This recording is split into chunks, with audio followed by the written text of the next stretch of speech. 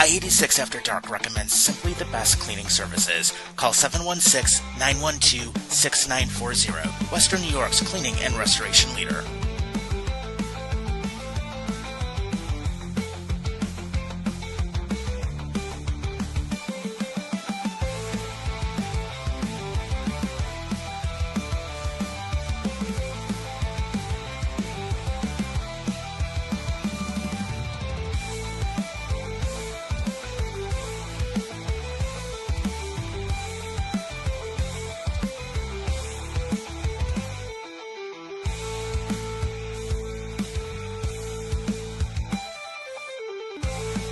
From Buffalo to Long Island, this is I-86 After Dark.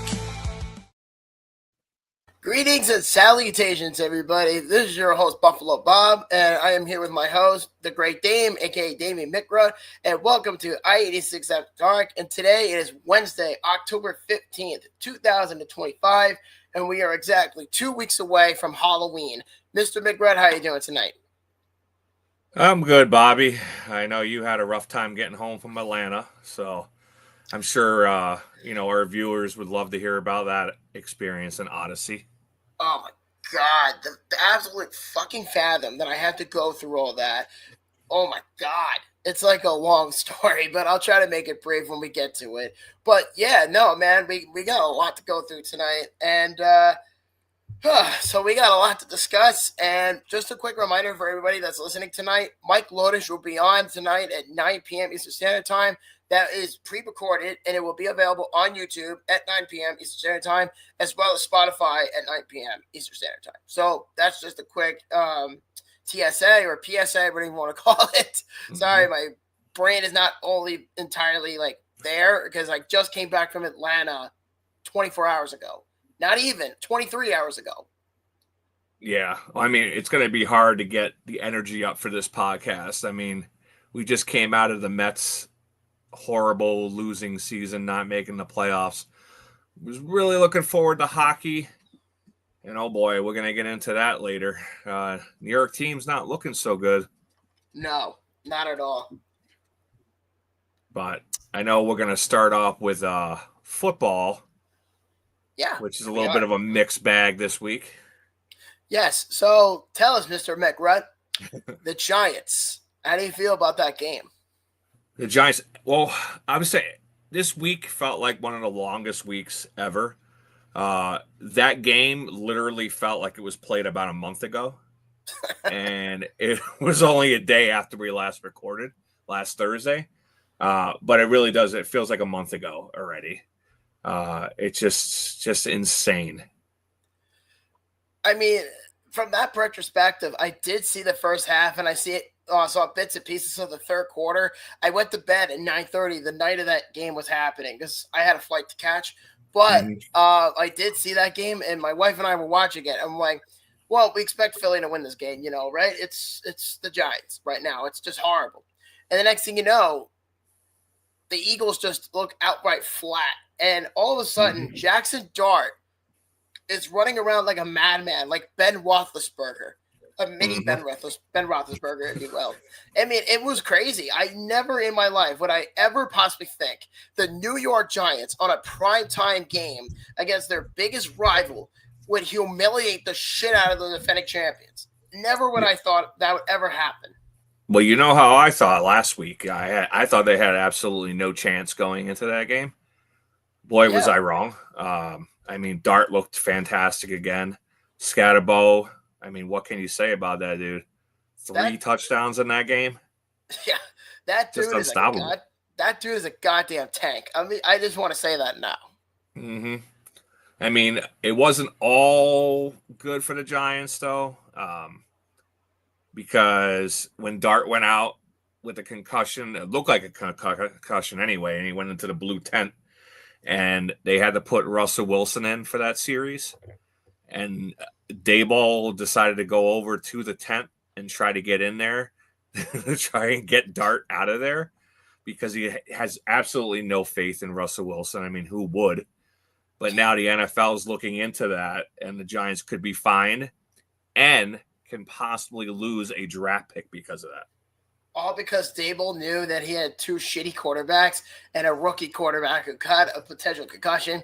And Dable's like, get him the fuck out of there. All right? Yeah, I just can't understand, like, what would possess him to go to the tent? Like, he should know better than that, especially with concussions the way they are nowadays. Yeah, obviously, of course. I mean, that whole thing started with Tua when he said he had a back spasm problem a few years ago against Buffalo in that heat wave game against Miami. And then the following week, it was against Cincinnati where he was in a fencing position. And then after that, the league was just like, we can't take risks of this. If you have any sort of symptom of concussion, you cannot play. And Brian Dable knew that. I mean, especially that was Tua's game when he was lying on his back and he was throwing up gang signs. Oh yeah, I remember that. And I totally remember that game. And that was like when everyone said, "Yeah, the Dolphins are back." But that aged very poorly, if you will. You know? Oh, definitely.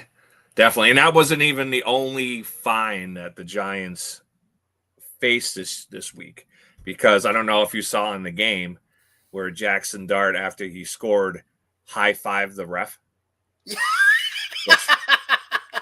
I'm going to say it right now. As soon as that photo comes out, signed by Jackson Dart, that is going in my collection. For sure. For sure. That was such a baller move.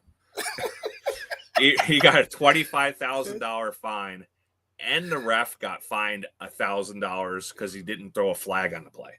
Oh, my God. This is hilarious. This is awesome. I mean, the fact that you want that picture signed. Oh, yeah, that's going in my collection. As soon as they have pictures on eBay and they have other stuff, but they don't have that picture quite signed yet. As soon as someone puts that up, that picture is mine. I will tell you right now, that takes some serious balls to do that. Well, especially now the way the NFL is cracking down on like taunting and all this stuff. It's, but it's a no fun league. I feel like I was watching an episode of either The Impractical Jokers or Jackass, and it's like, I'm Jackson Dart, and this is high-fiving the ref.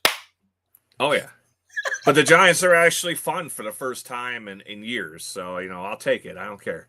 Oh, yeah, no, without a doubt. I mean, if I'm a Giants fan, I would be jumping for joy right now, because you guys may not be good, per se, but the game against Philly defied all odds. And I can certainly say for a fact that you guys have a very good foundation. Jackson Dart, Cam Scatteraboo, Malik Neighbors when he's healthy. You guys have a good team. It's not terrible per se. Maybe on paper it looks bad, but in general, though, you guys have a very good team on paper.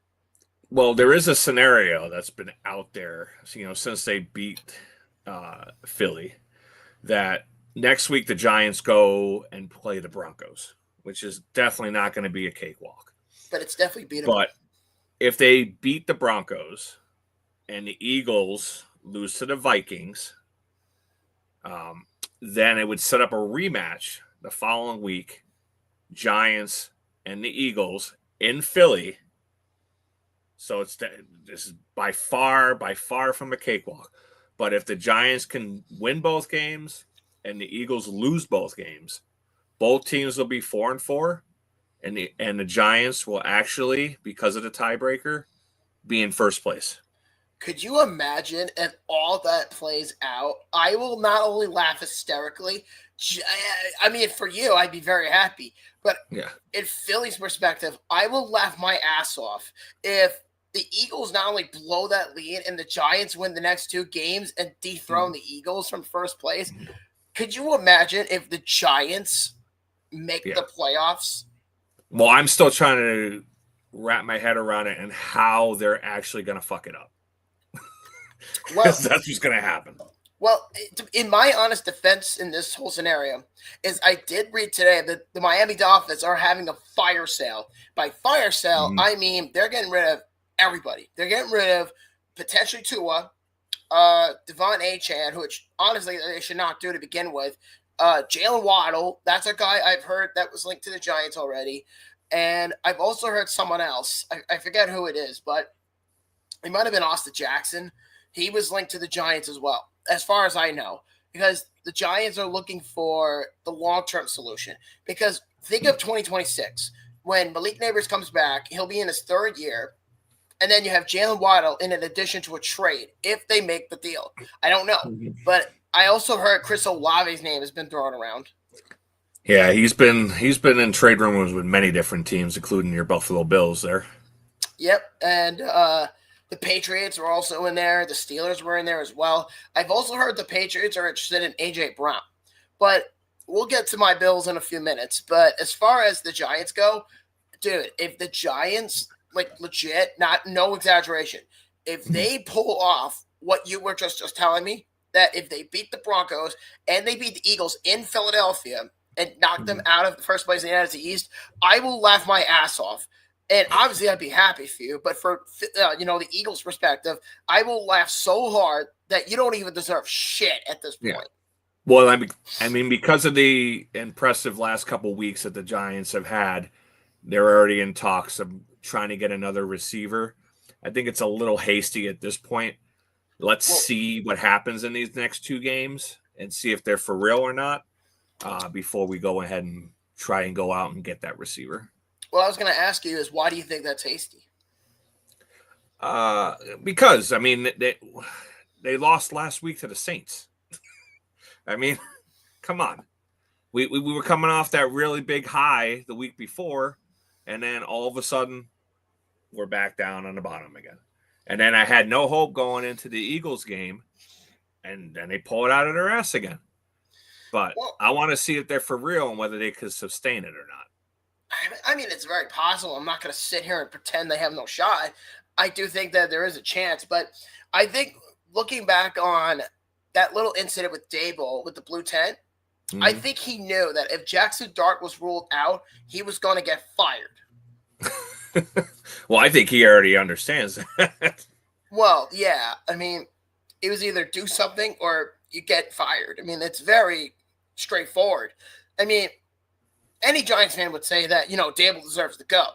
Honestly, I think the Giants right now have built a very good foundation.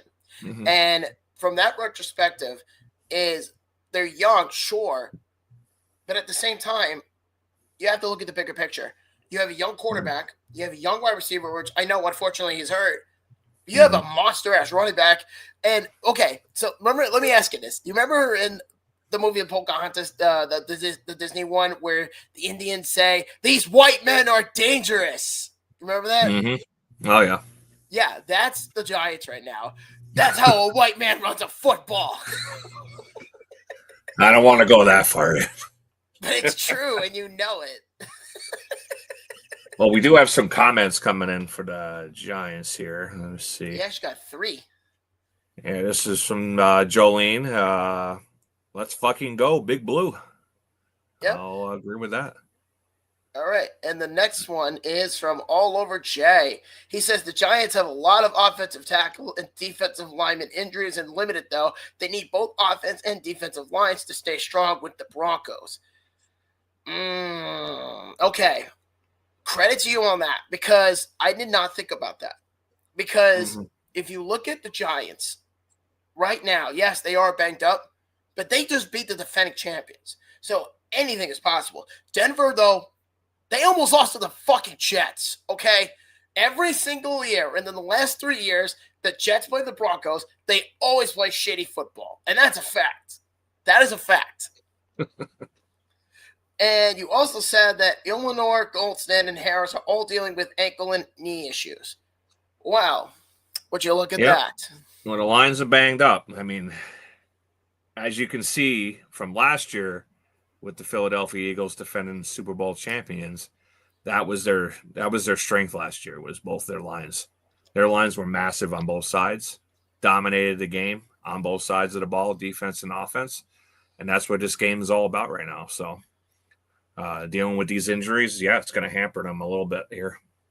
Yeah, but the big question I have for you at this point, before we move on to the Bills, is what's the one thing you are hoping that the Giants don't make in terms of mistakes? Because Denver is no slouch. Like, I like Bo Nix a lot. He's one of my favorite young quarterbacks in this league. But as far as Denver, though, they got a pretty decent run game. They got a good defense. Like, what do you think the Giants have to counterpart with that when they play the Broncos? I think this game's going to come to who can protect the ball more with turnovers. As we've seen the last couple of weeks with the Giants and the Bills, it's really who wins the turnover battle. And I think this is going to be another one of those games, who can protect the ball better. Yeah, I would think so. So with that being said, let's talk about the goddamn Bills. The goddamn Bills. Why do they do this to me? Why? I don't understand this shit. And we actually have a comment that came in. Lawrence G said, as a Bills fan, the Giants are playing them the Bills right now. Okay, then. So let's talk about this Monday night fuckfest, shall we? So the Bills lost 24-14 to the Atlanta Falcons. And unfortunately for me, I was there to witness this shit. I went over to Atlanta over the week to see this game. And let me tell you, from personal experience, I'm actually being there and watching that game on Monday night in front of 70, 80,000 people, depending on what, I don't know how big it is, but like, as far as like watching the game goes, they just looked so unprepared at that point. They looked very unprepared. They had a good start, but I think what really killed it was the very first play of the game. Bijan Robinson fumbled the ball, and everyone thought that was Buffalo's ball, and that changed everything. And as soon as that came out, beep, unsportsmanlike conduct, whatever, or a holding on offense. And I'm like, oh my God, it's going to be one of those games, isn't it? And then Josh Allen just looked absolutely sloppy. Offensive line looked sloppy. Defense looked like they looked like dog shit. Let me put it that way. The Bills' defense looks like dog shit. They're old. They're slow. They're banged up. I mean, what else is there to say as far as, you know, the Bills right now? I mean, they had a shitty game against the Patriots. Fine, whatever, let it go. But as far as the Falcons go, never have I ever said the Falcons were going to be easy. I do think that Atlanta is very good. They are a very good up-and-coming team. Bijan Robinson, Drake London, Kyle Pitts, Michael Penix Jr., and as of this recording, the Atlanta Falcons have the number one defense in the NFL. Oh, wow. Okay. I knew about Bijan Robinson being, the most scrimmage yards because, he's so dangerous as a runner and a pass catcher. So he just torched the Bills in that game. I actually missed the beginning of the game. So everything that you were talking about with the fumble and everything, I had missed some of that.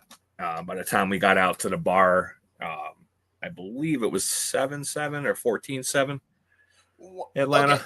Yeah, so Atlanta scored first. It was Bijan who got the first one. Oh, no, I'm sorry. I'm wrong. Who scored the first touchdown? Drake London was the second one. Bijan was the third one because it was 21-7. Holy shit. Oh, no. You know who it was? The first touchdown was Tyler Algier. That's who scored the first tutty for Atlanta. So we actually have two comments coming in. The first one's from Jay. He said the Bills secondary got cooked last week and on Monday. Trust me, I was there. And then they're old and slow, like you said. Yep. The Bills defense could be as bad as the Cowboys defense. See, the Cowboys do that to themselves, okay? When the Cowboys do it, it's hilarious. When the Bills do it, it's hilariously frustrating because of the fact that, from my perspective as a Bills fan, is I want this team to succeed so bad.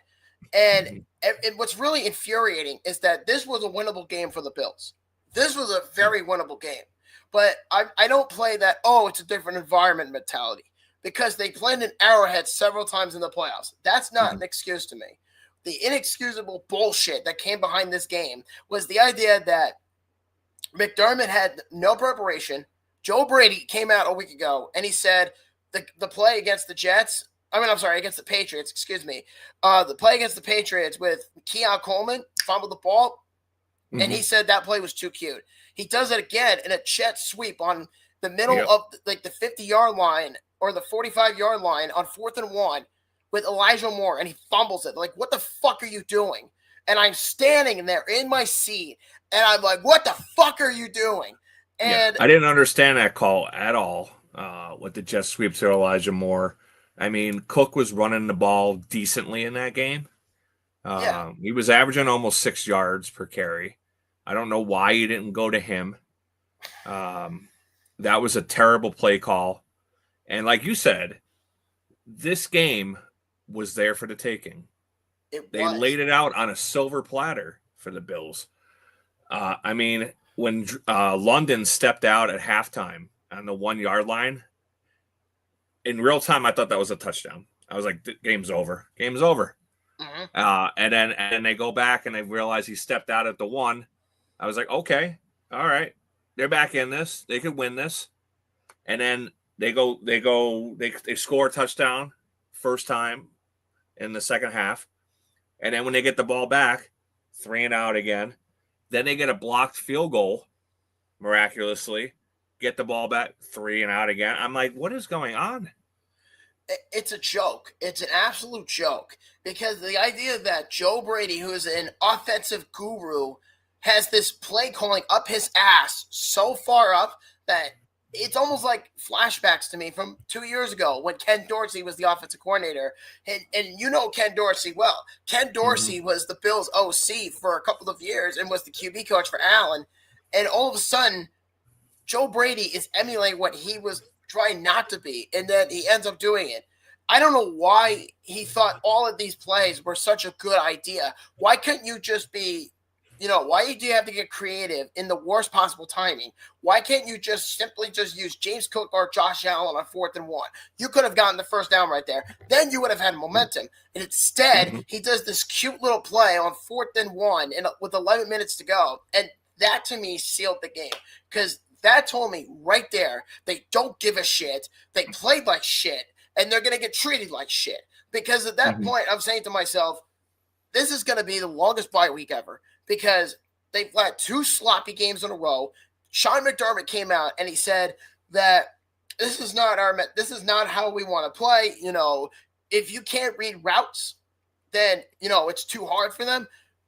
Dude, your job is to fucking correct these things. You're the head coach. You need to go and tell your coordinator, stop doing this shit. Stop being so goddamn conservative and just fucking be, creative. Sure, yes, create separation, do this, do that. But if you have to have Josh Allen, of all people, run around like a madman with the last minute and a half to go in the fourth quarter with no receivers attached, that tells me everything you need to know about that team. They have no faith in any of the guys they have. I mean, like you said, there's a time to be creative.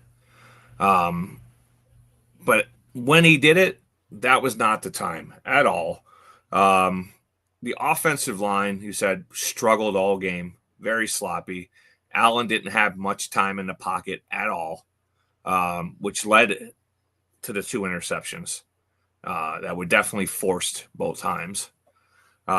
So, yeah, you could blame Allen. You could blame the offensive line. You could blame the bad play calling. You could blame the slow and old defense that can't stop the run right now. So there's a lot of different things. And when, the Bills were 4-0 and looking great, now you look back on the record of the teams that they beat to get to 4-0, those teams are only 3-17. Yeah, really. And the Bills within the last 48 hours since the Atlanta game, they have been getting scorched earth, okay? They've been getting scorched earth in the media, and people are starting to call out Brandon Beane for a very good reason. Why is Brandon Beane putting together a team like it's 2017 all over again? You have 35-year-old Jordan Poyer as your number 1 safety because Taylor Rapp sucks this year. And then you have Jordan Phillips, who's this big waste of fat fuck that's on this team. He should not even be here. And yet Beane brings him back. The biggest thing that the Bills are But how do you really feel, Bobby? How do you really feel? How do I really feel? This team's a fucking joke. They're taking 3 years backwards back and wasting Josh Allen's prime because of the incompetence of, we have to sing Kumbaya and then we trust the culture, trust the process, let's go to fucking Hawaii and just swing it around like there's no tomorrow. Fuck that shit, all right? As far as I'm concerned, they need to get their priorities straight, because at that point, they need to go out and get a safety. They need some help in that secondary, and they need a playmaking wide receiver. Yeah. Wait. Here we go. Can we also mention that the Falcons, here we go. This is what I was talking about, Damian. Can we also mention that the Falcons are now also the number one rushing yards per game? They are legit, which is very correct. Yeah, Buffalo Bob is on a rampage. Yeah, you're goddamn right. I'm on a fucking rampage because this team deserves to fucking lose. If they're going to play like monkey ass and literally spank their butt cheeks together and just blow away the AFC East for a couple of weeks, fuck it. You may as well get a rampage from me. All right, well, what changes would you make if you were GM? Oh, that's easy. I would totally fire Joe Brady as the offensive coordinator. And also, this might sound controversial. Hear me out. I was talking to my wife about this. Fire Joe Brady. Bring in an offensive-minded coach. There might not be one on the top of my head, but as far as replacing McDermott, my opinion is Doug Peterson. Doug Peterson will get somebody else who would come into Buffalo, work with Josh Allen, and get an offensive coordinator who will get, comfortable. Frank Reich would be a perfect example. You know what I mean? Like, Frank Reich would be a great OC for Josh Allen. Doug Peterson would be a very good offensive-minded coaches. I can't think of any defensive coaches that have won multiple Super Bowls. Maybe I'm naive, but as far as I'm concerned, it's a fucking joke that Josh Allen's been on the team for almost 10 years into the league, and every year that they make it to the playoffs, it's always this close. Oh, they got to get over the hump. It's infuriating where they are right now. And well, also, I think you can think of one defensive-minded coach. Who? He stymied Buffalo for many, many years. Oh, Belichick. Come on, there you go. But to be fair, he had Tom Brady. Well, yeah, it's starting to look that way now. Well, that's kind of the point. I mean, Belichick's a bum without Brady, but my point is that this team is a fucking joke. Without Josh Allen, they have the worst roster in the league, and that's a fact. Well, I mean, like you said, when they brought McDermott in, with the whole culture, war is one, kumbaya, like you say. I think Buffalo needed that at that time, but I think now more than ever, they might need another voice in that room now, a different voice in the room. Finally, somebody agrees with me. And Jay made another comment. He said, put Ronald Curry, hire someone that's internal and knows the players. See, I'm not a fan of players' coaches. I'm really not. Because a lot of times what happens is if you hire a players' coach, they get along with the players. Yes, they can speak to them, but there's no correlation. And I've seen this with the Buffalo Sabres. I've seen this with the Jacksonville Jaguars. I've seen this with the New York Mets. They always bring in incompetent people who are players' coaches, but yet they can never get anywhere with them. Just a fact. I mean, I'm not going on. Well, you said Frank Reich, so I mean, that wouldn't be bad. And he's very familiar with the Buffalo area. Well, yeah, he also played for them. And by the way, shout out to Frank Reich. He's also a Long Island boy. I will mention that too. He's actually from my county, actually, which is funny enough. We might have to get him on the pod. I would love to get Frank Reich on here. If anybody who's watching happens to have any sort of contact to Frank Reich, let him know we're interested in talking to him. We would love to have Frank Reich on here. So just wanted to throw that out there. Let me see. So we have two from Jay as well. He said, Curry develops Allen, though I am right last season. And he also said that he could turn things around on calling the plays. I mean, it's possible, but you don't want to just get coaches for the sake of coaching. I mean, the Giants went through this for many, many years where they had different coordinators, They've had it for years. Well, yeah, I hate the coaching carousel. I never agree with that when they give a coach like a year or two and it's like, oh, time to change him out again. That's not a winning formula for any sport. You got to have some kind of consistency. But like I said, McDermott's been here a while now, and it might be time for a different voice. I agree 100%. But if the Bills are going to use Josh Allen while they still have him, because a lot of people think, oh, he might request a trade. He just signed an extension, so he's not going anywhere. So I don't think he's going to request a trade. No. He's like a damn hero here in Buffalo. Oh yeah, of course. He's God. He's basically the He king. pretty much is. I'm I just think I saying. saw him walk across Lake Erie last week. Oh, wait a minute. What about Thad Lewis after the season? What about Thad Lewis? Thad Yeah, Lewis what about him? sucked dick when he was here. Thad fucking Lewis. That is Lewis of all fucking people. Hell, let me go get Tavares Jackson from the dead and he could be QB3. How about that for a change? There you go. I mean, fuck, I've never been this fucking angry during a bye week in my life. I know. Well, I mean, now the Bills are on a bye next week. We won't even have a game to talk about. Well, that's also not entirely true because we also have the Giants. But Well, we have the Giants, but, I'm just saying. Right. You're going to have to lick your wounds for like 2 weeks, so. Yeah, but you know what? It won't be long for me because I'm actually leaving, believe it or not, next Friday. My wife and I are taking another trip for Road 32. I'm actually going to be driving down south, back to the south, but not Atlanta. I'm going to North Carolina. And as you might have guessed where I'm going with this, I am going to the Bills-Panthers game next Sunday in Charlotte. Damn, I didn't know you were independently wealthy. It's not independently wealthy. It's not even about wealth per se. It's more of just because I have a very flexible job, so it makes things a little bit easier for me. And you're a super fan. You're a super fan. Well, yeah, I gotta rock the island. Well, actually, I have a tattoo, but it's kind of hard to see. But yeah, I see it. Yep. I don't have any tattoos, so no tattoos for me. You should get. I am rocking the shirt though today. Yes, please. I forgot to get the damn poster for your. Yeah, I know. I'm looking for it. I just didn't have time right now, but we'll work on it. But speaking of Atlanta, tell me about the stadium and stuff. How was it? What were the highlights? Oh, Atlanta? Oh, yeah. Dude, I'm ready to talk about Atlanta for sure. And I will also be showing the crowd some pictures because I have some very cool stuff I want to show y'all. Nice. So where do I begin with my trip to Atlanta? My ride down there on the first day was pretty good. I had a 10 a.m. flight. I got into Atlanta around 12:30, so it was actually really good. And the first thing I do when I go down to Atlanta was I went to a place called the 33 Restaurant Experience in downtown Atlanta. And I actually got to try their singular food item, which is called lemon pepper wings. And if you ever had it, you ever heard of it? Yeah. Yeah. So I got to try it when I was down there. And let me tell you, they are really good.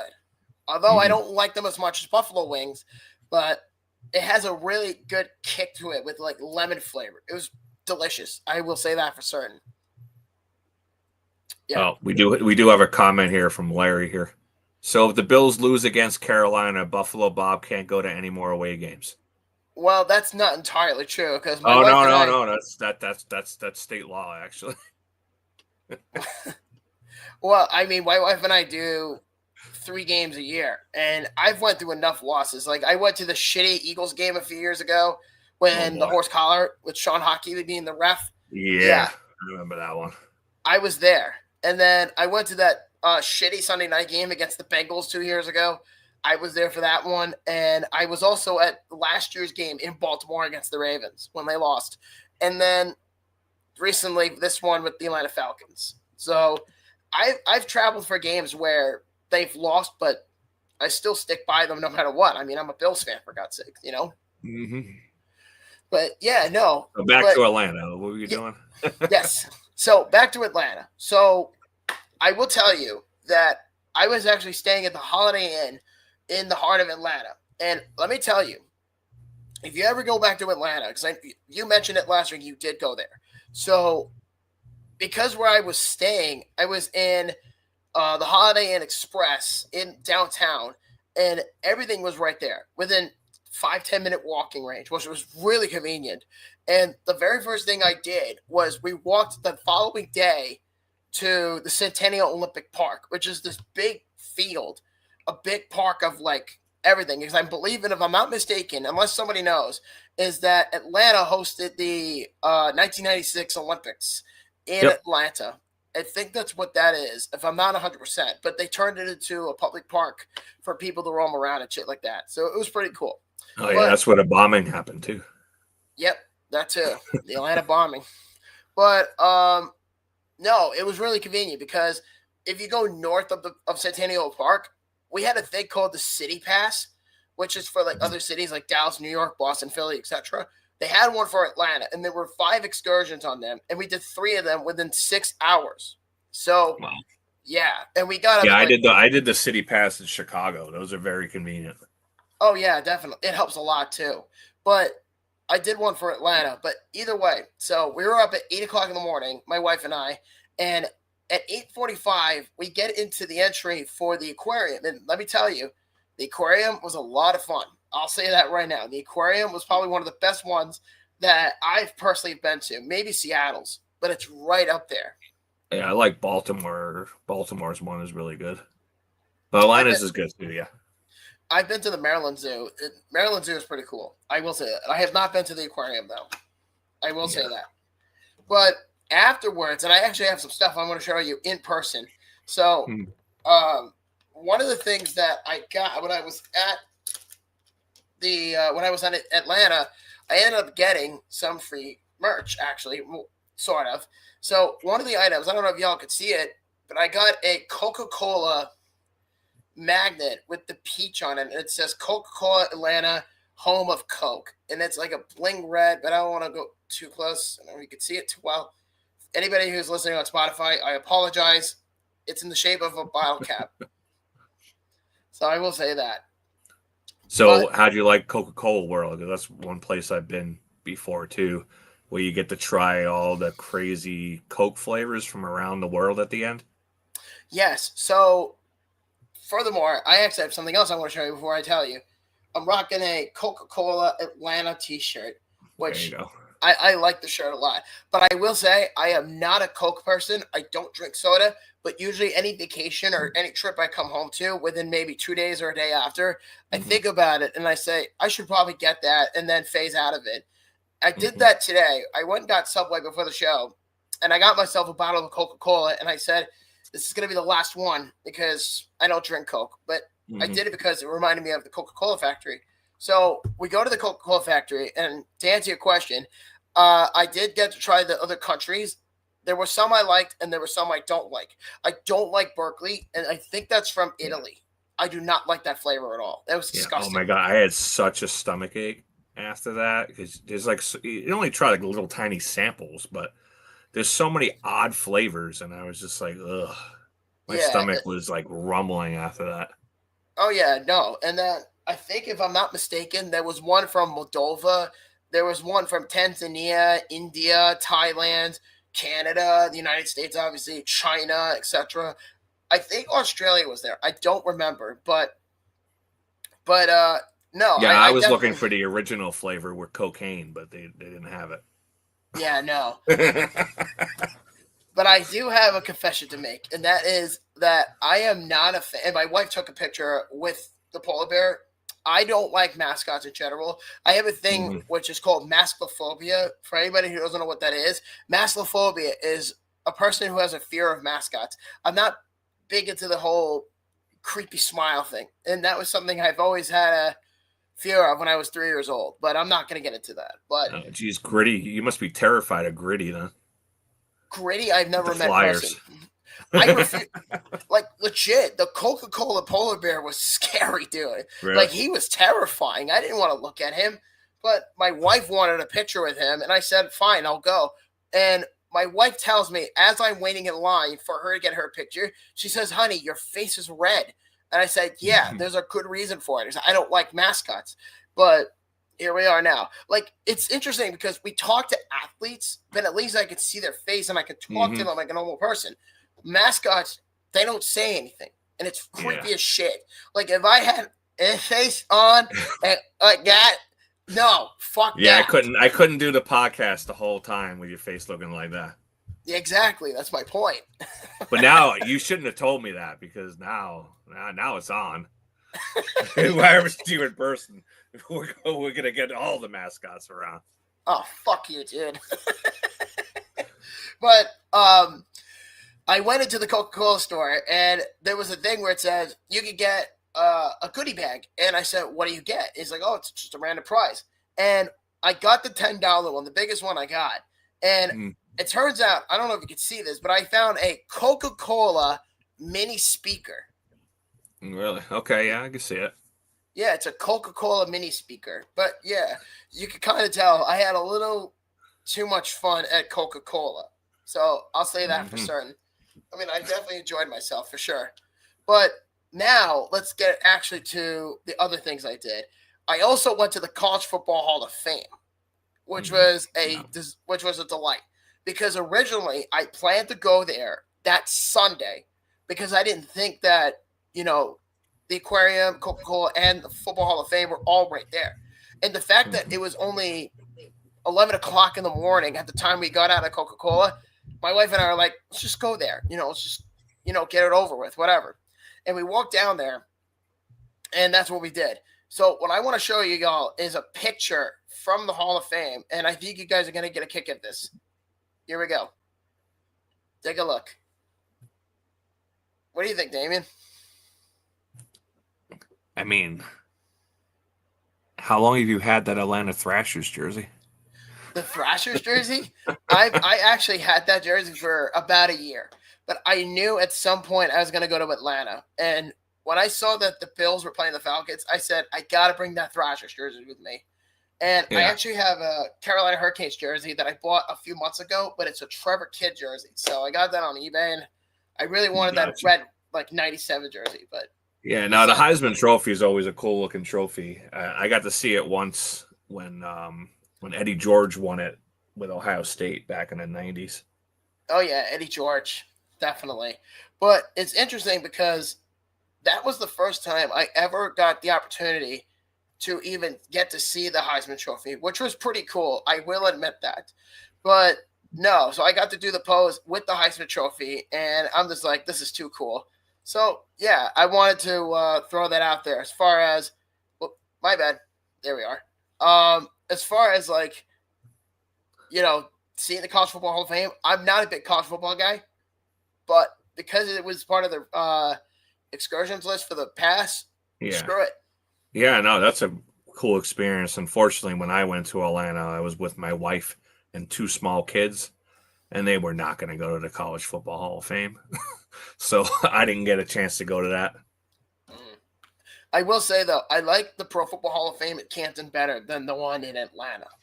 Well, yeah, my brother Ryan down in Ohio, he lives in Canton, so been there a couple times. Oh, yeah, definitely. I mean, I've been to all of the Hall of Fames that I enjoy, like Cooperstown, Toronto, Canton, of course. Atlanta was just one because I don't watch college ball, but we were there, so we said, screw it, let's just go. But you know what? I had a good time at the College Football Hall of Fame. But there are pictures, though, that I do not have on here because I have more that I want to show. But I will tell you, I had a blast at the College Football Hall of Fame, got to see all the cool stuff. It was very fun. I enjoy it. But would I go back? Probably not. Fair enough. Yeah. I'm not a college guy either. I don't know. When I could see the real thing, why do I want to watch college? But I mean, right. But and then Sunday we went to the zoo and we went to the Fernbank Museum of Natural History. The Fernbank Museum was so boring. What was that? The Fernbank Museum of Natural History. Oh, okay. I thought you said fur bank. I'm like, what's a fur bank? My dad said the same thing the other day, which is funny. As I was talking to him on my way home, and I'm like, "Hey, Dad, we went to the Fernbank Museum." He's like, "The Furry Bank Museum? Like, what the fuck are you talking about?" What is that? Yeah, no. But the only other thing I did in Atlanta was Stone Mountain. That was like an all-day thing, though. It was just outside of Atlanta.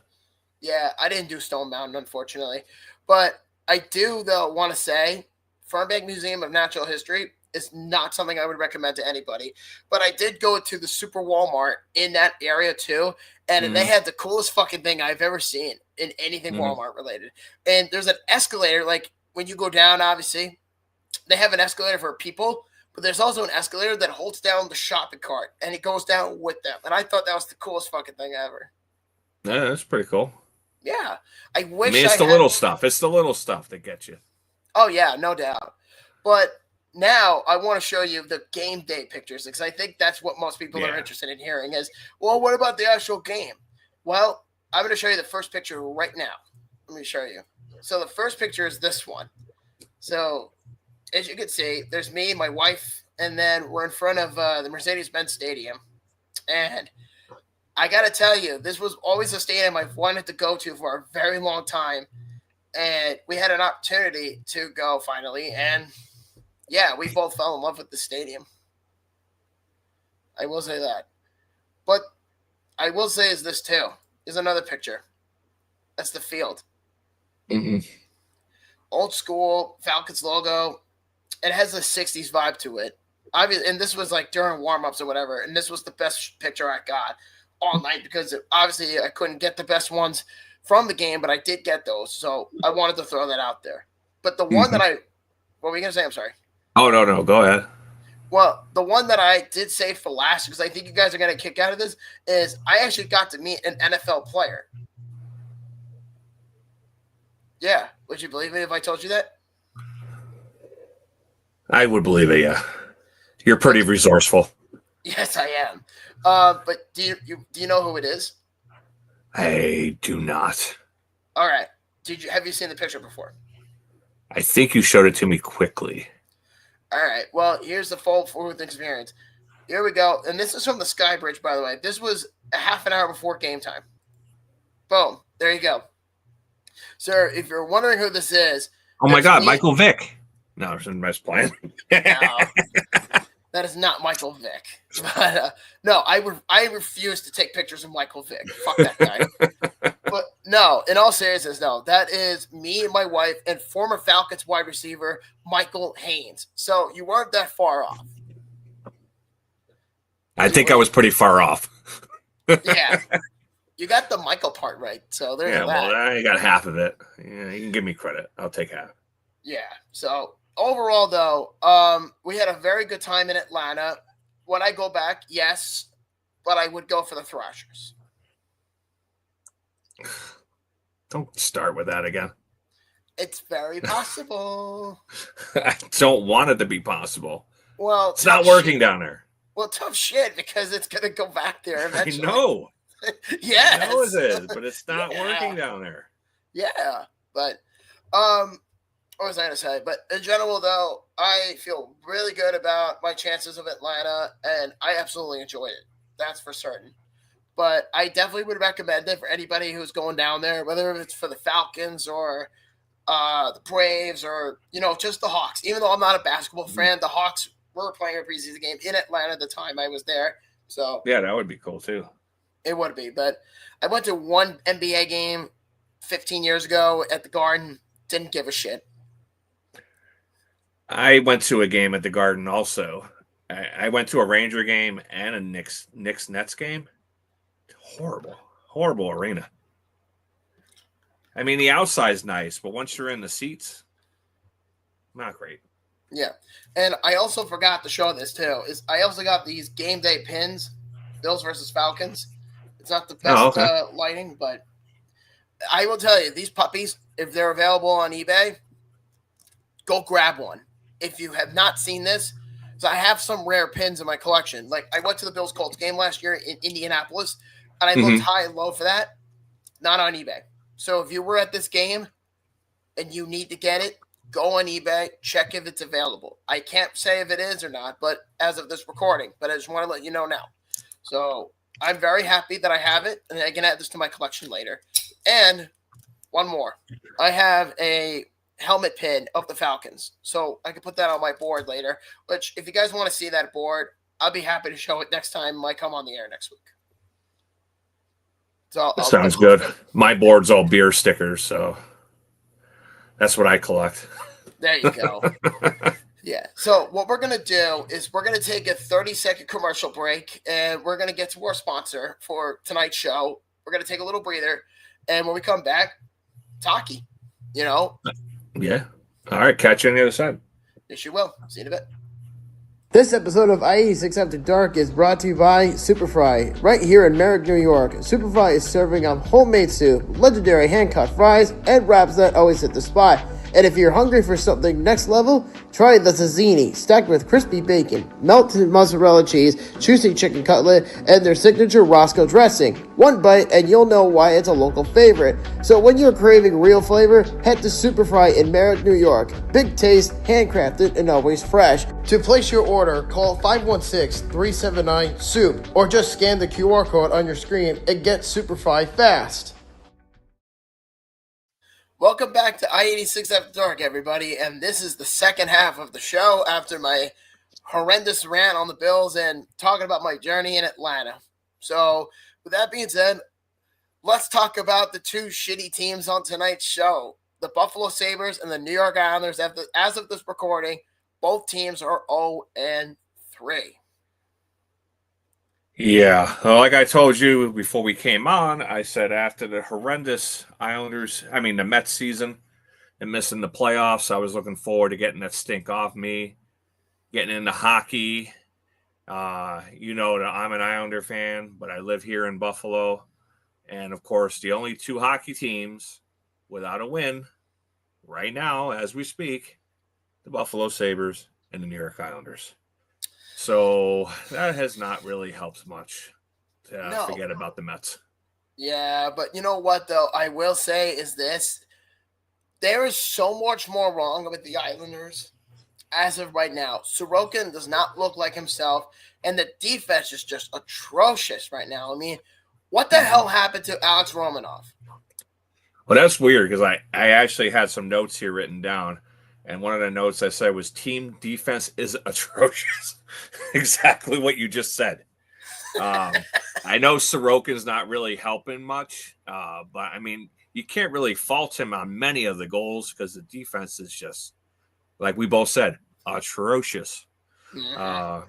I don't understand Romanov. I mean, he's coming off. He just signed an 8-year, $50 million deal, and he looks awful and lost and slow. And he's young, so you shouldn't be slow already. Well, I mean, to be fair, though, Damien, he's like 30 years old at this point, soon to be 31. I mean, that is a Lou Lamoriello type of contract that he was given, and you know that.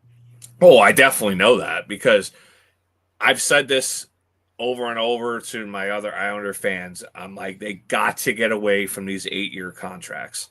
Yes, it locks people up on a pretty decent average value per year, but it gives the player no incentive to work. Why would they? They're locked up for 8 years. Because no one will buy it and they know it. But yeah. But I will say in Romanov's defense, because his contract right now, he's making $6.5 million for 8 years. Yeah. Okay. Mm-hmm. So exactly. So if you take into account, because we talked about this last week, the 2026 free agent class was supposed to be the best one ever, and that went to shit pretty quickly. That's over. Yeah, that's pretty much over. But his contract, though, is going to be cheaper since the cap is going up and up and up and up within the next few years. And I think everybody is expecting that. So if, let's say, the Islanders in a few years say, we want to move on from Romanov, we could trade him if they need to. Yeah, I mean, I understand the cap's going up, and it's going to look like a decent deal if Romanov can get up to his level he was the last couple of years. But if he continues to play like this, I mean, that contract's not going to look good either, and he's going to look overpaid. I mean, that very well be the case, but I don't think so at this point. I hope not. I don't think so. I mean, I agree with you, but I think the big takeaway about all this is that, yes, they needed to pay Romanov. They could have easily paid him, paid Noah Dobson over Alex Romanov. They could have done that. And I've told this to Tom. Yeah, and I said to Tom over the summer when we did Buffalo After Dark, at the time when it was called that, I said on the show I would rather if they signed Romanov long term and then keep Noah Dobson. And right now it looks like a great trade from the Islanders' perspective because of the idea they got 2 first-round picks for a mediocre average defenseman. and then get the other half of that contract to Romanov and sign him long term. Yeah. I mean, the only bright spot on this team right now is obviously Matthew Schaefer. Mm-hmm. He's probably the only reason I'm still tuning into the games. I mean, we have our first meetup of the season here in Buffalo next Saturday. And I was just joking around that I hope the Islanders aren't eliminated by next Saturday. You really want them to be dead in the water at this point, don't you? But the thing is, okay, they've never started a season 0-4, ever, in their 50-plus years in the league. They're sitting at 0-3. They're playing the Edmonton Oilers tomorrow, which could very easily be 0-4. The last time they actually started 0-3 was 2006, 2007. That team actually made it into the playoffs on the final season, thanks to Wade Dubowitz's poke check, and then got demolished by the Buffalo Sabres in the first round. I will tell you from firsthand experience that I was at Game 3 at 07 versus Buffalo, and I remember I almost got chucked in the head by a drunk Islander fan with a glass beer bottle and nearly hit my sister in the back of her head and nearly hit me as I was sitting in the front row. Unfortunately, I was sitting behind the Sabres. You know, I got to see Thomas Vanek, Danny Briere, Jason Pominville, all those young guys they had at the time, and it was a privilege to go to a playoff game. But that game was fucking atrocious with the atrocity of the officiating of that game. But aside the point, yes, the Islanders started 0-3. I remember this. But all good. I mean, look what happened to the Blues the year they won the Stanley Cup. They were the worst team in the league in 2019 that year in January. And then I want to say it was right around New Year's. They changed everything around and they made the playoffs and ultimately won the Stanley Cup. So, I mean, for me, I think that if the Islanders, even if they did go 0-4, I don't think that means anything. Because sometimes it takes a while to get used to everybody. New players, new system, everything. Sometimes it doesn't. It doesn't really mean anything in the long run. We all knew that this was going to be a transitional year. The best case scenario for the Islanders were to sneak into the playoffs, which that's right where we were at again. Especially after this slow start, we might sneak into the playoffs. We might not. Well, we'll have to see how they do health-wise. We actually have some comments coming in from Lawrence. He said the Sabres are winning 5-2 after the second period over the Ottawa Senators tonight. Ooh, okay. Wow, man. They only had 2 goals going into this game, and now they got 5 and 1. Wow, against their biggest rival. Nice job, Buffalo. And then another one for Jay. The Sabres are on their way to their first win. Yeah. I'm sorry, Sens. What the fuck is happening to you? Why are you losing to the Buffalo Sabres? But you know what that fucking means. What does that mean? Now the Islanders are going to be the only team without a win. Oh, my God. But you know what? Good Lord. Until they get that first win, which I'm confident they will get it, I don't know how long it's going to take, but they'll get a win. I'm certain of that. Oh, they'll get a win. I mean, but it's a lot of the same issues again with this team. The special teams, yes, the power play looks better, but they're still not putting it in the back of the net. The penalty kill, they can't kill anything to save their lives. It's just the same. It's the same shit, different day, all the time with this team. And then I do got to say something about Patrick Waugh. Yes, please go ahead. I don't know what his insistence is with playing these vets over our younger players and the new players that we brought in. Why are Lee and Palmieri and all these players getting top 6 minutes and you're burying Holmstrom and Shabanov and stuff like on the fourth line? It doesn't make sense to me, especially you're 0-3. Just give it a chance. Yeah, like that's going to fucking happen. I mean, I look at it this way. To me, this reminds me of when Doug Waite was coaching here. I remember when Doug Waite, he was a terrible coach, and he was just a placeholder because if I'm not mistaken, Jack Capuano got fired, and Doug Waite was an assistant.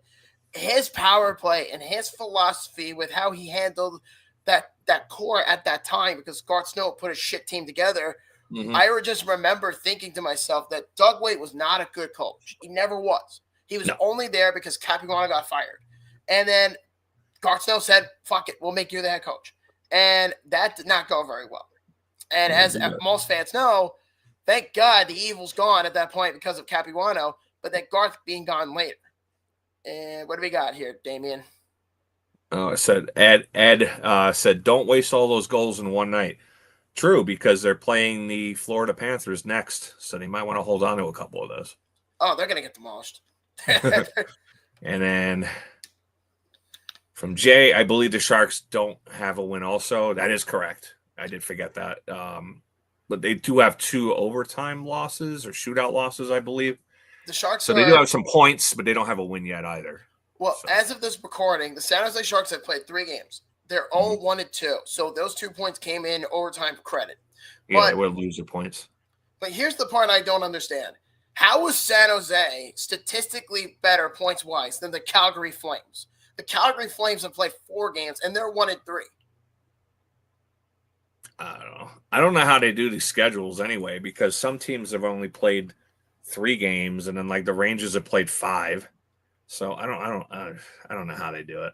Oh, speaking of the Rangers, I'm glad you brought this up. I mean, a horrible start to the season, but I mean, we could have at least rejoiced together. Yes. Come on, Buffalo and the Islanders. We could rejoice. Yes. That the Rangers are the first team in history to get shut out in the first 3 games at home. I mean, you just hate to see it. You hate to see it. No, we love to see it. No, I love it. I fucking love it. Rangers fans could suck a dick. You want to talk shit about the Islanders? Fine with me. But just remember, you haven't scored a fucking goal in your first 3 games on home ice yet.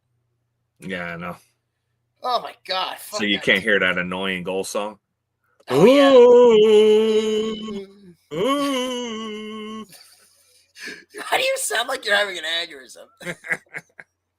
Well, there's no more Sam Rosen there anymore, so he's not even the power play goal. That's gone now, too.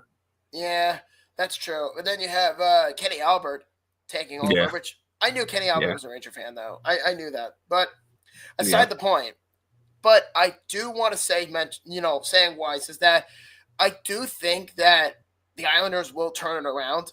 And once they get used to everybody within the system, because I know it's an older team, they're slow for right now. Like, we both knew that this was going to be a retooling year for the team, and we knew that they may or may not make the playoffs. It was never a guarantee they were going to make the playoffs, but we both knew that Darsh was not going to just fix that team overnight. We knew this. Oh, no, they were in a mess. But speaking of, we were talking about the Rangers announcers. I was working Monday, for Columbus Day. We didn't all have off. I mean, you probably had off. You work for the state. Well, I was actually in Atlanta. Oh, yeah, you were in Atlanta. I forgot. But you were off. But I had to work, so I couldn't. The game was at 1:00, so I had to listen to the radio broadcast. And I'm still pissed off about the Islanders getting rid of Kinger and Greg Picker, firing him unceremoniously and not really doing much for them. I mean, yes, Kinger's a huge homer, and he gets really outrageous with the radio calls, but I mean, that's kind of what we liked him for. And, Allen's a good dude on the radio. I think one day he'll probably take over for Brendan on the TV, but I think he needs to realize he's on the radio now, because half the time he was like talking, because they had Bailey on and they had Bates on, and they're just having full-on conversations about their time with the Islanders, and I could hear the play going on. Yeah. And I'm like, what is going on? I'm like, I don't know what's going on right now. Right. Well, to be fair, the Sabres do that too. When I do see some of their games, like sometimes I get their games locally, sometimes I don't. But what I did is that, they would have like Rob Ray and Dan Dunleavy. They'll have like an alumni who hasn't played for the team in like 25 years. They'll have like Curtis Brown on, or they'd have Tim Connolly on, or some shit like that. They'll have some alumni come. But with the Sabres, they're doing double duty, because they're doing TV and radio at the same time, because they don't have separate broadcast teams like the Islanders do. Well, I see. That's where I think you're wrong because if I'm not mistaken, Kevin Sylvester is the play-by-play guy for the Sabres on the radio. Is he? I believe he is. I mean, he hasn't been on TV in a decade. I get that, but Kevin Sylvester still works for the Sabres. Maybe they changed it after Generette. Oh yeah, they had to because you're not gonna just keep his corpse. Because when Generette was here, he would do the radio and the TV. So. Well, yeah. I remember when RJ first did it. He was like first starting only out on the radio because what was his name? Rick Azar, I think his name was. He was the original Sabres play-by-play guy, and then he got sick, and then Generette took over, and then pretty much was there ever since. And I got to tell you, I forgot to say this last week, is that I'm extremely grateful that I had the opportunity to meet Rick Generette. Very nice guy. And I actually won because I wanted to do it in his honor. I won a auction from the Buffalo Sabres a few years ago. And I was putting money toward, I was putting money down for the Sabres because I wanted to pay my homage to RJ. And I won an auction around the time he died, or maybe a little before that, just around that time. I have an autographed studio used microphone of his in my closet in a container. It's a microphone with Rick Generette's autograph on it. And I kept that because I said, you know what?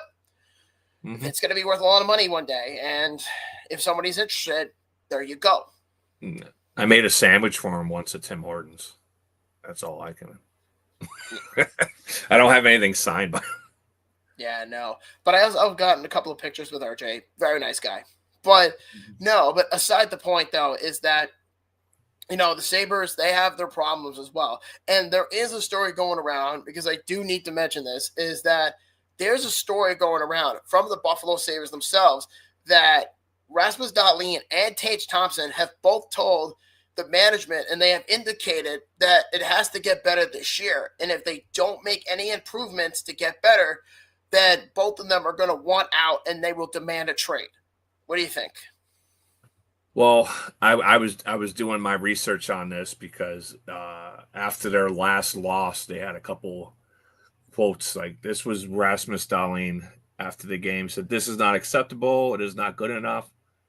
We got to get out of this bullshit. This is not acceptable." And then Tage Thompson said, "It's not a good morale when you're losing. Can't keep looking back. The last 3 games, the last 4 games, the last 14 seasons. What's done is done. I'm tired of talking about the past." So, yeah, you could see super frustration on both players. They're both world-class players. I would love to have them on my team, either player. But if you look at like the last couple players that left, Buffalo kind of forced Buffalo's hand and left the Sabres high and dry. You got Eichel, you got Reinhart, you got Peterka now. Ryan O'Reilly. Yeah, Ryan O'Reilly before that. With Eichel, Reinhart, and O'Reilly, they all went on to win cups.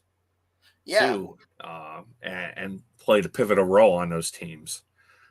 So this is not, by any stretch of the imagination, good news for the Buffalo Sabres. And they really got to find some way to turn it around fast. Well, do you think, though, that Kevin Adams deserves to be fired? Because at this point, he's been the GM for 6 years, and he hasn't really done anything to really pat himself down to kind of say, I'm comfortable with what I got here. No, he's one of the worst GMs in the league.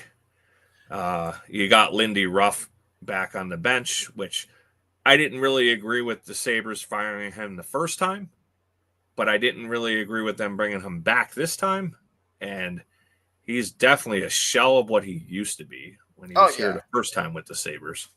So he just seems to be a placeholder for somebody I don't know who.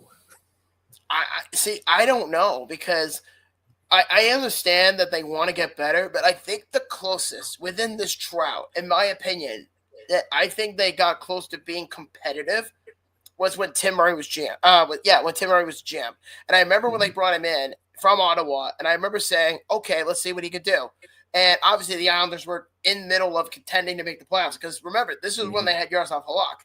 But I remember the Sabres were intentionally tanking to get Connor McDavid. That did not pan out very well. They got Jack Eichel. which Yeah, that was no bad. such to Eichel. He's a fantastic player. He's tremendous. But here's the thing. Jack Eichel didn't want to be there, but he had to lie saying, this is always someplace I wanted to be. That was not true. And I remember that because I remember watching a clip from 10 years ago when he got drafted, and he was like, this is the place I wanted to be. I want to help them win the Stanley Cup. And then that leaked viral video when he was drunk and he said, Buffalo, I'm coming for you. And then 6 years later, he's out. But you know what pissed me off about these players? Because, the Sabres and the Islanders, both small market teams, not a destination for players. You hear it all the time. Players don't want to play for the Islanders. Players don't want to play for the Sabres. But once players are in those cities, most of them put down roots and stay in those cities. Usually. So I don't get the hatred for both teams because the players stay after they're there. So I don't know. I don't know what's going to change. Well, I think the only thing that matters is, yes, I agree with you that, with the Sabres and the Islanders both being small market teams, there's a better opportunity for players to come to Long Island than to come to Buffalo right now, mainly because right now the Islanders have a new foundation. They have a young star in the making in Matthew Schaefer, who's phenomenal. He's a stud, and I knew that from day one. And then you have these guys that are in your system that are going to be kind of, I would like to say, baking at the moment. They're baking in the oven in the first phase of this cooking process. H-Sin, Eklund, and then you have guys in the system like fucking Tristan Lennox at goal, because guys that you're not going to see for at least for another 3 to 5 years. So for me, I look at it as, sure, right now it's not great. You did get some people that wanted to come play on Long Island. But yeah, there are people that do say, yeah, I'm going to stay here for the rest of my career. I remember when we interviewed Darius Kasparaitis over the summer. This was before you came along. I remember when we spoke to Darius Kasparaitis, he said that he wanted to play for the CSKA Moscow, which is the biggest team in Russia. And I remember we asked him about this. Like, is there a difference within what was it like to be drafted? And then how do you handle being playing in the international stage compared to the NHL? And he said that his career went downhill after he got drafted by the Islanders because he said, I didn't know anything about it. Like, he knew the name of the team, but he didn't know anything about the culture. He didn't know what it was like. He thought it was the city. And that's what a lot of people who don't do their research assume. They assume that it's the city. They think, okay, I'm going to New York. I'm in the Big Apple.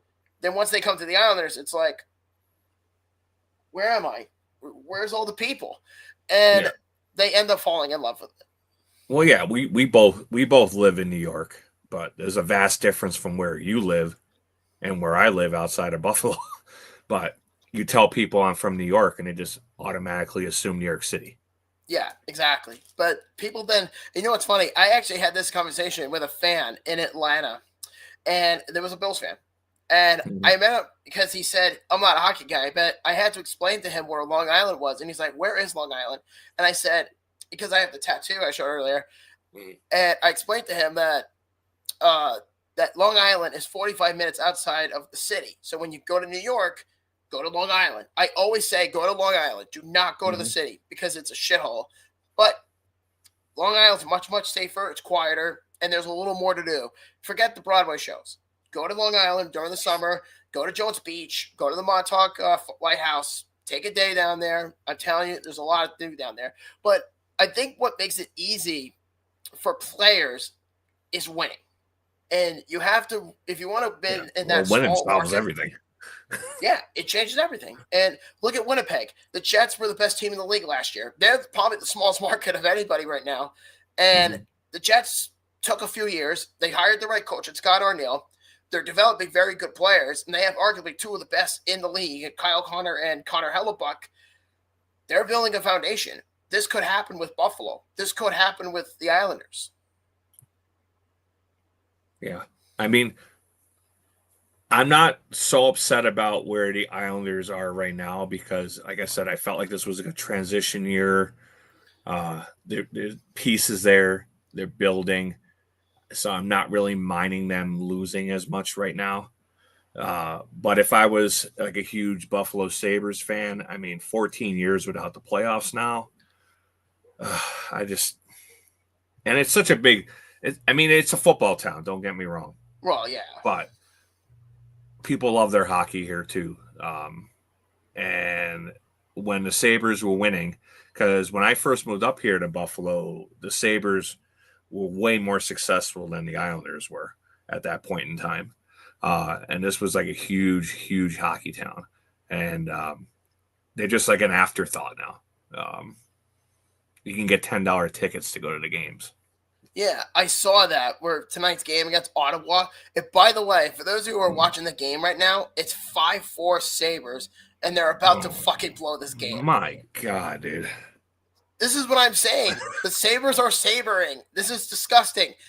We were literally just saying, good job, Sabres. You're winning 5-2. I guess when we said, oh, don't waste all your goals against Florida, don't do that. Mm-hmm. And then they're falling apart. Yeah.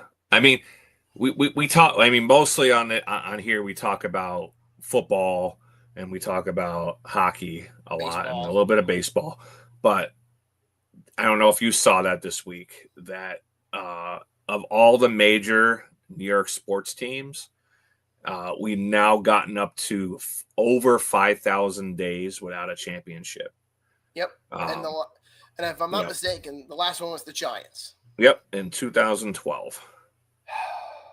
Feels like a just horrible. And it's like, I just want to know who in Philadelphia or Boston sold their soul to the devil, because they used to be the laughing stocks, and now we are in New York because Boston, the Celtics have won. The Patriots, even the Bruins got a cup. It's just it's crazy. Philadelphia, the Eagles finally got 2 Super Bowls. Phillies were consistently good. Phillies were consistently good and won a couple. Well, I don't get it. I don't get it. I don't know what's going on with the Sixers, but I could definitely tell you the Flyers are mediocre. Yeah.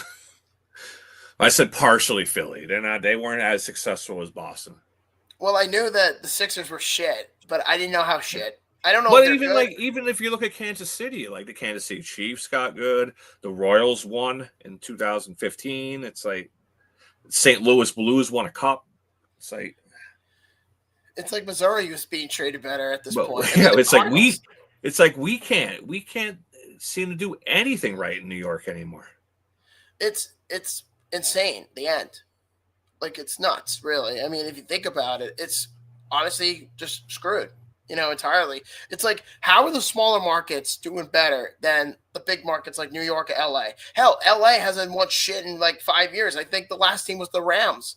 The Rams won a couple of championships before that. The Kings haven't won a cup in 2014. You can count the Dodgers. They won last year. Oh, yeah, that's true. I forgot about that. And they may win again this year. It's crazy. It's crazy, realistically. I don't know what to say. But as far as, New York sports, I hope they do well, but fuck the Yankees, fuck the Jets, fuck the Knicks, fuck everybody else, even the Islanders in this situation, because if you can't win shit, why bother, I hear you. In New York, it's all or bust, and if you can't win it, then what are you doing? And what are you doing? Absolutely. So we're actually getting down to the final stretch of the show. And before we get to baseball, just letting you know, as of this recording, is 20 after 9 p.m. Eastern Standard Time. If you guys want to check it out, the interview with Mike Lodish is available now on both YouTube and Spotify. Feel free to check it out when you get an opportunity. As we wrap up this show, we're going to get to baseball. And then next week, we're going to announce the next guest, which I think you guys are going to be worth it. This one will be worth the while. I'm not going to say who it is yet, but I think you guys are going to really enjoy it. So just bear with me with next week. Well, that's if I'm, I'll be here next week, but the day that the interview gets uploaded, I'm not 100% on that, but we'll figure it out.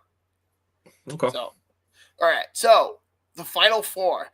Last week on baseball, we talked about how we had predictions. You said the Jays in the World Series. Mm-hmm. I said the Mariners in the World Series. I also said the Phillies. They decided to suck a dick and literally, choked on it so hard that Dodgers cummed in their mouth. Well, I'm just going, wow, that's really graphic. Welcome to my humor. I'm just glad I'm not a betting person because I don't know what I'm doing with these baseball playoffs. I mean, going into the playoffs, I had the Jays and the Padres, and we'll get into the Padres in a second with their manager change. But the Blue Jays were looking good, and then they ran into the Seattle Mariners, and they're already down 0-2 in that series. And I saw a great meme today. It was one of those Scooby-Doo memes, where they're pulling off the mask. Yes. So the guy's over there pulling off the Blue Jays mask, and he's like, let's see who's really underneath here. And he pulls it off, and it's the Toronto Maple Leafs. Damien, we actually have some breaking news, and I'm going to show you the pictures in a second. It's actually news coming out of Utah. But while I'm doing that, I am going to send the pictures onto here, and you guys will see it in a bit, because the Utah Mammoth have just unveiled their new mascot. Oh, God. Oh, boy. I don't know, brother. This thing is fucking ugly. This thing is ugly as shit. I'm going to get the picture so you guys can get a look at it, because realistically, yeah. Well, I mean, that's where they're all going now. Ever since Gritty came out, because Gritty was such a huge sensation that now they like these wild-looking mascots now. Yeah, in a sense, like you can agree with that to that extent, but it's like Gritty started it all, and then it was like, oh God, what do we do here? And then not Gritty, Hunter for the Edmonton Oilers. He was one that a lot of people were like, well, this is a joke, but just wanted to throw that out there real quick. But no, why don't we get to the pictures, which I'm going to get in a second. Mike Schilt resigned as the manager of the San Diego Padres. What do you think? I mean, that's not surprising. I mean, the Padres have been there every single year, and they just can't seem to get over the hump at all. So I know he cited personal reasons for leaving, saying the stresses of the job were too much on him and his family. Yeah, I could see that. Yeah. So before we get to all that, yes, I will say, good luck to Mike Schilt. He was a good manager, but San Diego needs a new voice. But I should also mention, so Lawrence just said the Dodgers will unfortunately win another championship, helps by cheating and deferring their salary to the future seasons. Well, like I tell you all the time, I'm like, if you're not cheating, you're not trying. It's true. The Yankees did it for years. The Astros did it for years. Oh, and Alex Bregman has opted out of his contract with the Red Sox, and he'll be a free agent. Okay. So he'll come in handy. So, in other words, do you want to see the new mascot for the new Utah Mammoth? Are you guys ready? More importantly, do you want to see it? I just grabbed a picture. We're going to talk about it now. I don't know. Your face isn't that red, so it can't be that bad. Come on. My shirt is red, man. My shirt is red. Come on. But, yeah, so here we go. 1, 2, 3. Ah, fuck. They cut off half his fucking face. God damn it. I think that's all we really need to see. That is horrendous looking. Somewhat, yeah. You know what? I got an idea. So I'm going to grab another picture of this guy, and I am going to trim it, and then I'm going to send it out. Hopefully you guys get it. But if you want to know the name of the new mascot for the Mammoth, his name is Tusky. Tusky. Okay. Tusky. He doesn't even look like a cute version of like a cartoon version of a mammoth. He looks like an actual mammoth. Well, he's blue and white, and he's got a dark blue mohawk. All right. That's it's pretty abysmal, but hopefully shit. Okay. And he's wearing the number Ed says 0. looks like he has a lengthy trunk. Yes. He does. He's quite girthy. Yeah, he's pretty girthy. He's not as bad looking as like Bowie. Bowie was fucking terrifying. The mascot for the Seattle Kraken. That dude was not as terrifying. But I will get you another image, guys, so you guys can see it, because I didn't realize that The image was going to cut off, so I had no idea. So I apologize on my end on that. So I'm going to get you guys another picture of Tusky. So it's all good in the end. It'll get straightened out. So here we are. Here's another image of Tusky. I'm going to reveal him, hopefully. And, yep, here we go. Ready? 1, 2, 3. There he is. Okay. He's a little more cartoonish in this picture. I can see it in the eyes. Yeah, he's got blue eyes like me, and he has a blue mohawk that I was talking about before. He's not as terrible looking as like Bowie or Gritty or anything like that. But Bowie, he doesn't have that. He doesn't have that fake smile. Can you do that fake smile one more time? Sure. Oh, wait, that's me. There you go. He doesn't look like that. No, Bowie is fucking terrifying. But yeah, there he is again, just to give you an idea. If you want to see the upper body, there you go. So, Tusky. This is the new mascot for the Utah Mammoth. I don't know. I have a feeling he's still going to scare some kids. I don't know. Maybe not. We'll see what he does. But I honestly thought when you said you were pulling up the mascot, I thought it was going to be like a picture of you with like woolly mammoth fur on you or something. Fuck you. That's what I thought you were going to pull up. Fuck you. Okay. Nah, I'm kidding. We actually do have 3 comments coming in. Oh, boy. Here we go. He's honestly could be a lot worse. I agree with you. You know, Tusky's not that bad looking, but he has a lengthy trunk, as you said, which is true. Yeah. I mean, I've dated women that looked worse than that. So, well, true. I mean, I've seen uglier people before, but it is what it is, you know. And it's all right. It's all right at the end. It's all good. But at the end of the day, though, back to baseball. So, in general, though, Mike Schilt retiring, stepping down as the manager of the Padres. The Mets are bringing in Kai Correa from the San Francisco Giants, who was temporarily the manager for 3 games, and then he got let go as the new bench coach. What do you think? I don't really put too much value on a bench coach. I mean, they're there for the players, I guess, more so. I don't really know how much they add.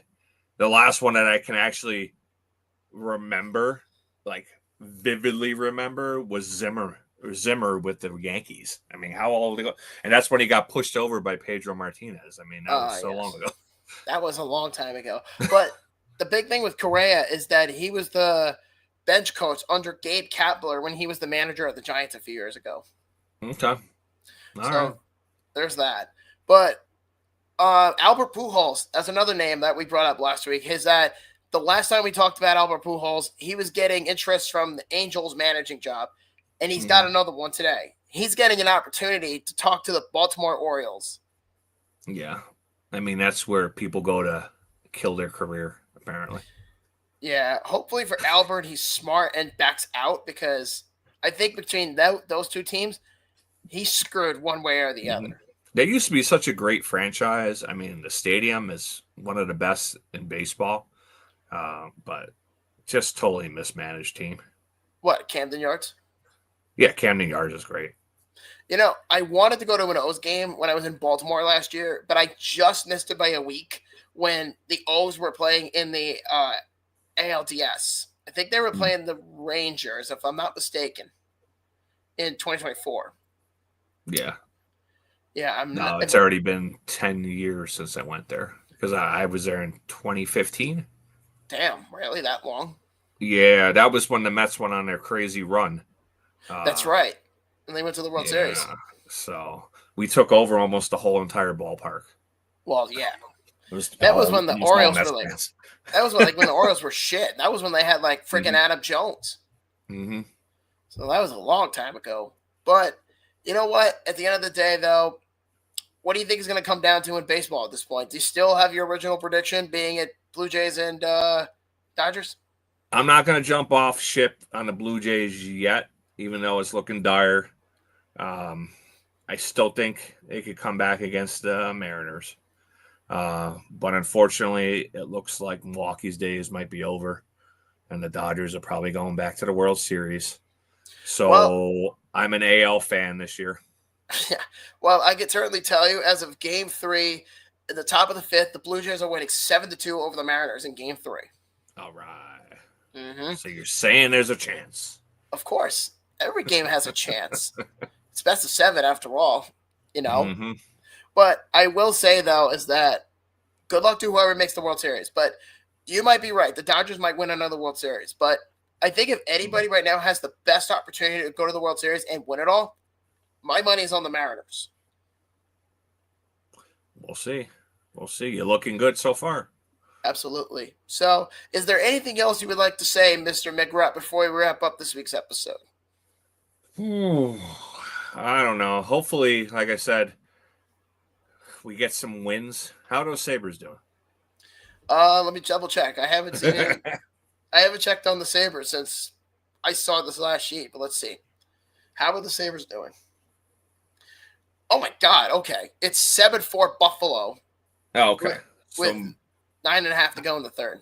Oh, 9.5 to go? Oh, I don't know. That's still cutting it close. Yeah. But hopefully these New York teams can get a couple wins this week. Because what are they playing? Let's see. Yeah, the Islanders play the Oilers, the Senators, and the Sharks this week. And then the Sabres are playing the Senators tonight, the Panthers, and the Habs. Oh, God. 3 division rivals in a row.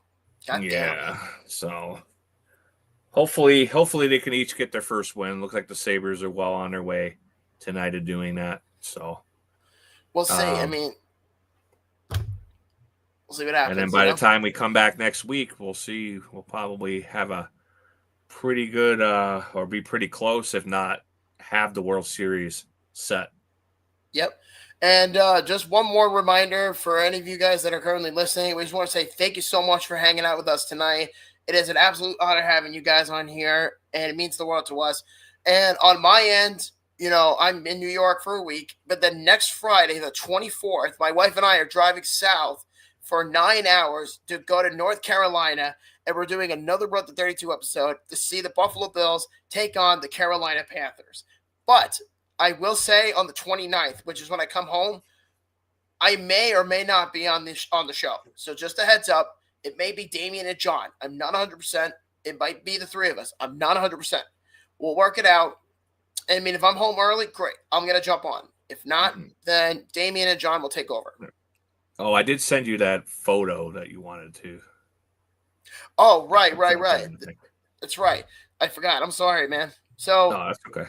So regarding Damian's show or his page, if you guys want to follow Damian, you can follow him right here. Let me actually take the logo out so you guys can see it better.